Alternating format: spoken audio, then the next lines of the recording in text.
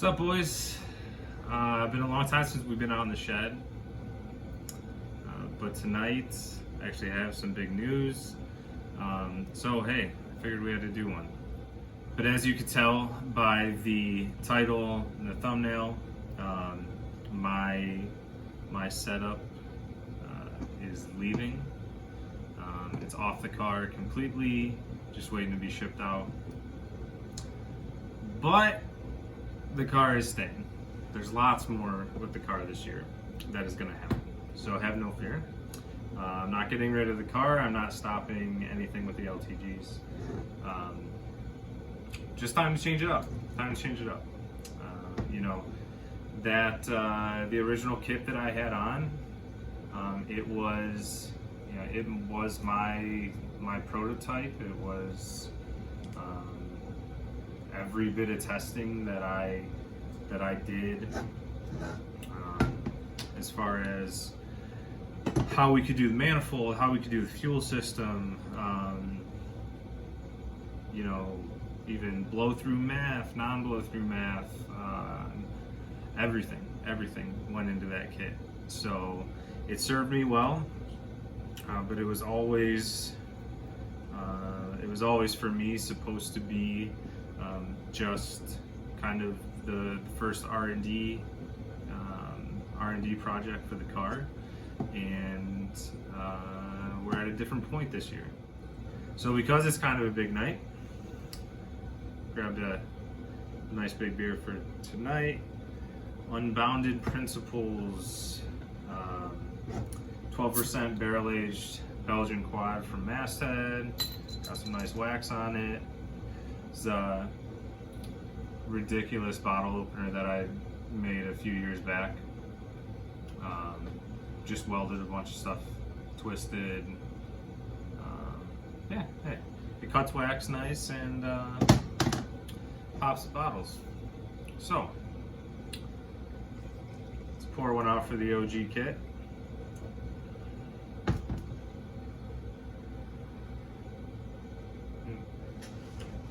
Man, that's good. So we're gonna go through a few things tonight. One, I'll show you the current state of the car, show you everything that got taken off that is going to its new home, and then we'll get to the exciting part, which is underneath this shitty old towel. That's the surprise. So let's get to it. Start with where the car is at. You can tell we're missing some things.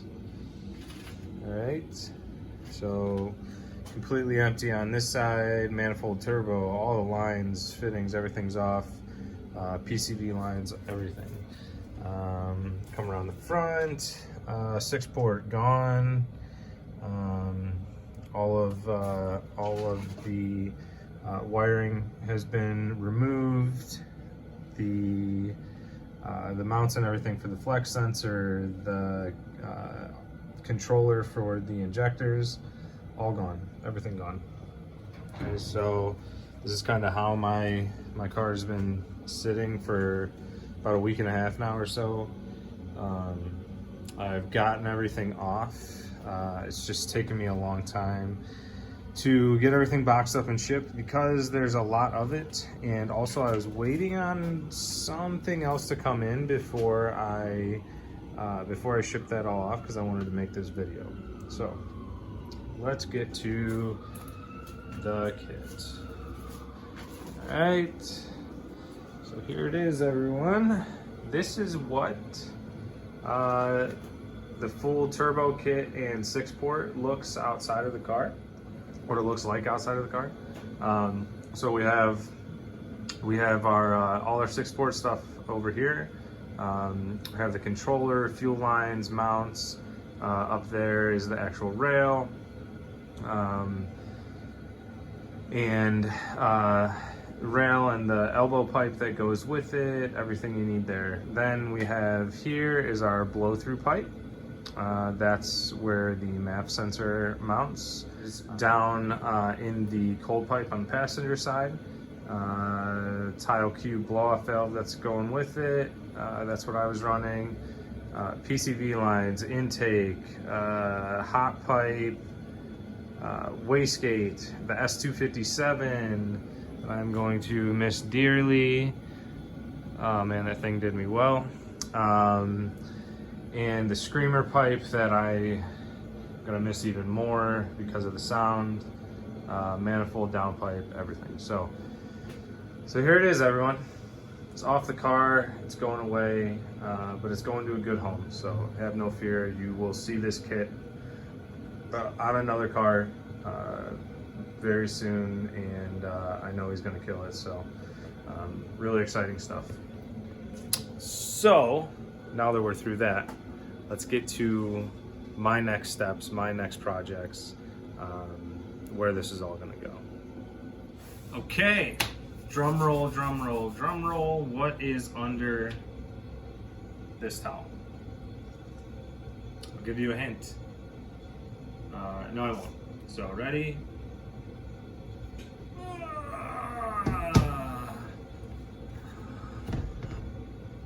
It's a stock turbo. Probably not what you guys expected to see. This is the stock turbo off of my car. It's been sitting for a couple years now, collecting dust. That's why I have some painter's tape on it. Take it off now. Yeah, so I'm going from the big boy kit back to stock turbo. I'm parting everything out, and I'm gonna be just running at probably, conservative, low 300 wheel horsepower range. I think the car is just more fun that way, and yeah, after I did the big turbo kit and everything, it's just not something I want to do anymore. So back to stock turbo. And if anybody believes a word of what I've been saying right now, I feel bad for you. So obviously I'm not just going back to stock turbo on this car. There's no chance. There's no chance. The car was way better with the big turbo. But we do have the stock turbo here for a reason. Okay? So I'm going to move this off to the side a bit. And I'm going to bring in our next special guest. And what I was waiting for before I shipped out my other turbo kit. All right. Let's bring this guy up here. Hopefully we can still see.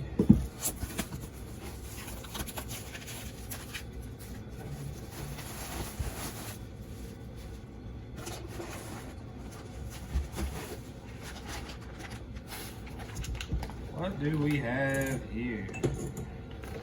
Some of you know if you follow my Instagram, but I gave a little preview on there when this came in.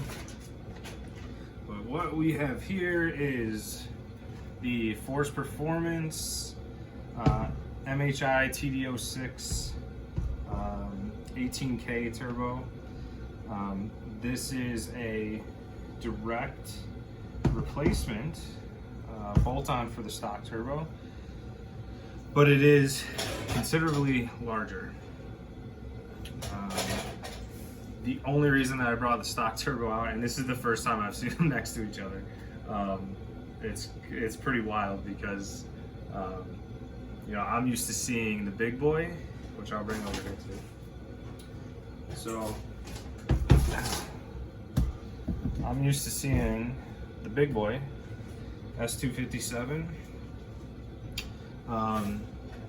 and when this first came in this week, I was like, oh man, it's weird going back to a smaller turbo. Now it is a smaller overall turbo. This is rated to 54 pounds. This is about 60, 61 pounds, somewhere in that range. The stock turbo is more like 36 pounds, somewhere in that range. So, but when this came in, I was like, oh my god, it looks exactly like the stock turbo, right? Like, it'll be crazy if it can make the power that that Force Performance you know, claims that it can make and everything. I don't have a ton of data on these yet. Only a few people have run them, but I know it made fantastic gains just on pump gas, on their personal car there. So extremely excited about this. So as I'm looking at this now, though, what's crazy is this is much bigger than the stock turbo. Okay, so I'll do a couple different shots and we can kind of compare all three of these guys. But I'm like geeking out right now because the fact that this turbo can fit in the exact same, at least, turbine side footprint of the stock turbo is pretty crazy. It looks a lot bigger. Yeah, so let's get some close-ups. Let's see what we're working with here. So here's all three. Here's all three of our little guys here. So stock turbo on the left, the MHI in the middle, and we got our S257 on the right. Obviously the 257, that's from my my turbo kit, so it's a V-band flange external wastegate, much different than either of the stock style housing turbos. So let's flip these around, we'll get some more. Let's see, because I don't think these are gonna want to stand up. This one, okay, not too bad. Actually worked out. Let's see, let's get these roughly in the same spot. All right. So let's start. Let's get an overview of all three. Look at that. God, I love turbos. Okay, so as you can see, obviously, larger wheel on the S257, but damn, not by that much. Especially when you go over here to the stock turbo. So you got a 6-blade on the stock turbo. You got a 7-blade wheel on the MHI, and then you have another 7-blade wheel. Yep, another 7-blade wheel on the 257. Yeah, I'm pretty geeked about this new MHI turbo. That thing should absolutely flow some air, and if you see, there's nothing else you need with this turbo to bolt it on. Okay, it's got everything from the stock turbo, your bypass valve or recirculation valve, whatever you want to call it, all the plumbing actually that goes with that, as far as all your vac lines already hooked up. Damn, even comes with a boost control solenoid, so that's fantastic. That'll just bolt right in. Let's see, what else are we seeing differently here? There's the footprint difference. The compressor housing is massively larger on the MHI, on the TD06. I mean, the compressor housing is very close to the 257 actually when we compare them there. Now 257 has a 3.5-inch inlet, and this MHI turbo, it's probably 2.5-inch. I believe that's what stock is, and from what I can tell, it looks the same as stock. I'll have to check that, but it's probably what it is, because I think Robert from FP, I think he's running just a stock intake even on his. So some more shots there. Much larger, but still everything fits exactly as it would with the stock turbo. So that's pretty exciting. Let me get this guy out of here. So that'll be the last time you guys see that turbo in my possession. Man, it's bittersweet. It was so much fun building that setup. It's so much fun running that for, you know, the 2.5 years that I did, 2 years. Great turbo, great budget turbo. You know, definitely something I would still recommend to people in my with my kits if you're going kind of the budget route, but want to make, in that turbo will make 550, close to 600 wheel horsepower. So great option, did well for me. I'm gonna miss it. Cheers to that. All right, so let's pull up the chair and talk a little bit more about why I now have this turbo in my possession. So, you know, this platform has been desperately looking for a simple, proven solution for adding power safely. No surprise in that. When I went out with my full big turbo kits, with these manifolds, with these guys, I was putting the cart before the horse in some regard. That was really just because I knew already how to fuel these cars easily. But in doing that, in skipping those steps, you know, I do feel like last year, you know, the masses probably missed out on some opportunities to run some setups that would put on 400 wheel horsepower stock block if they wanted, without problem, and really be fun cars, and then on built engines be able to put down 450 or 500 wheel horsepower, and truly just be those simple bolt-on solutions. So I started kind of walking things back a little bit, realizing that for most people, we weren't really to the point where they would need the truly big turbos on tubular manifolds and all that comes with it. I will still keep making them for people, and I'll be putting one on my car eventually again as well. But really, what I think most of the community needed was a simple plug and play solution that was as efficient as it needed to be. So with all that said,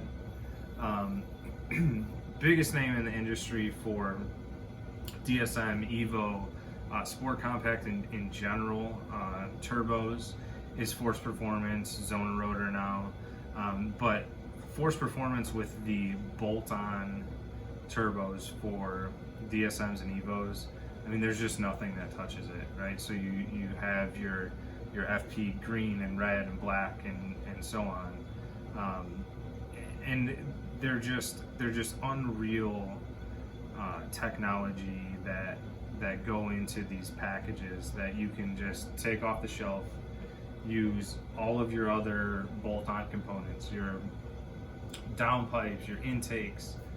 So this has everything for your stock style PCV lines, has the bypass valve or recirc valve, so you don't need to run an external blow-off valve. It's all packaged in this really easy to use bolt-in solution, and I do believe this this turbo will then also make an incredible amount of power for that package. So what I decided to do was take a step back for a little bit, and I'll be designing just a kit that goes with this. Now, you cannot even use that. You know, Robert's proven that you can use a stock downpipe, stock intake, make still incredible numbers just with this. But I'm gonna be getting all those numbers. I'm gonna be doing a ton of testing with this turbo. I will personally be building downpipes and intakes for these, which will also work with stock turbos. So anybody who's been out there looking for catalyst downpipes, off-road pipes that can't find, seems like nobody's making them, I will be making a bunch of those, and then that'll go with my 6-bore kit. So I do believe right now you have one option that I know for sure is great in the 6-port, just adding that on top of even a bone stock fuel system, will get you your 400 wheel, and then you put that on a stock DI system, but with just an upgraded intake pump, and the sky's really the limit there. But I think just coupling this turbo with the 6-port, which is what I'll be doing on my car and doing all the testing with, I think that's going to be that kind of off the shelf, oh, you want to make 400, you want to make 450 on E85, here you go. It's the MHI turbo, and it's a 6-port. There are now, Nostrum has come out with a smaller set of injectors that I've definitely heard good things about. So that would be your other fueling option to get into that same range. You would still need your drop-in. You still need your low side in-tank fuel pump. So yeah, my whole idea around this is to just be able to create that type of situation for the community, the platform, where, oh, you want to make 400, 450 on E85. Here you go. This turbo is 6-port. You got it. It's easy, repeatable, all of that.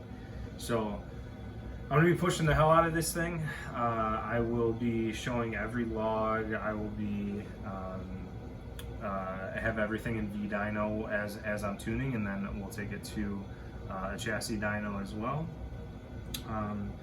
And I think we're gonna see great things. I do. I'm really excited for this. Now, once that's all done, which I'm hoping will only be a few months into the year, unless I just love it that much. But once that's all done, I do have a rather large setup that will be going on the car. So I do have another manifold for my car that's paired with a tile flange. So the one that's up here for a customer is a precision flange, but I have one that is will be flanged with a tile, and that's going to have a pretty large Zona rotor turbo on it. That'll go with the built engine that I'm working on. So lots to come in the future. I know I'm rambling at this point, but very excited about this guy, and big things to come. I'm excited to be able to bring some parts and some validation on some things, as far as how straightforward and repeatable some of these numbers can be. So there will be a lot more videos other than just the tuning videos that I was doing for a while. There will be a lot more shed videos and driving videos and things like that coming. Lots of content there. Be on the lookout. I'll keep everybody posted. I am currently out of 6 port kits. Thank you everyone for the support. If you would like to get on the list for the next batch, let me know. I'm probably going to do the order for that in probably in March. I'm trying to just kind of stagger things a little bit because I still have to finish. I finally got stainless material that I needed for the downpipe, and I guess it's all the downpipe, but it's the downpipe and then recirculated wastegate for this customer car. So that's priority to finish that. Then it'll be getting this setup done on my car and getting everything jigged up for downpipes and intakes for that setup. That's going to take me through the end of March, and then I would say April I'll probably be ready to place the order for my next batch of fuel kits. So again, if you do want to get on the list for that April run, let me know. I think I have 4 guys right now, but I can turn those around pretty quick now when I do a batch, just based on having all of my jigs set up, my test rig for the pressures and all of that. So if I do the order in the first week of April, second week of April, it'll probably be, depending on shipping, it'll probably be a 2.5, 3 week turnaround. So just keep that in mind. Let me know. Until then, tired of this Ohio weather. We got a little reprieve for 2 days from the snow, but it's all back. So cheers, guys.